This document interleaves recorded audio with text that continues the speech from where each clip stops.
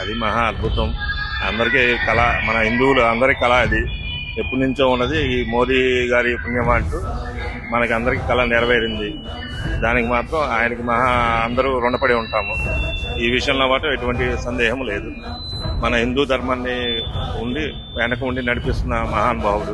మన హిందూ ధర్మాన్ని కాపాడడానికి ఇలాంటి దేవాలయాలు చాలా పనికొస్తున్నాయి. మన సంస్కృతి సాంప్రదాయాల కోసం ఇలాంటి దేవాలయాలు ఎన్నైనా ఉన్నా మనకి చాలా ఉపయోగపడతాయి. మన తరతరాలు గుర్తుండిపోయేటట్టు ఈ రామాలయం కానీ, కాశీ విశ్వేశ్వరాలయం కానీ, ఇవన్నీ గయా ప్రయోగ ఇలాంటివన్నీ చాలా మంచిదని నా అభిప్రాయం.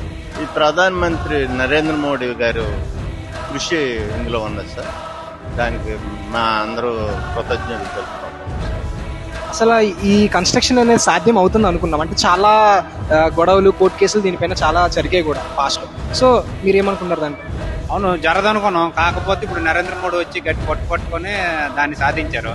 అలాగే ముందుకి కొనసాగాలని భక్తులంతా కోరుకుంటారు. ఇంకేముంది, దేవుడిదే కదా.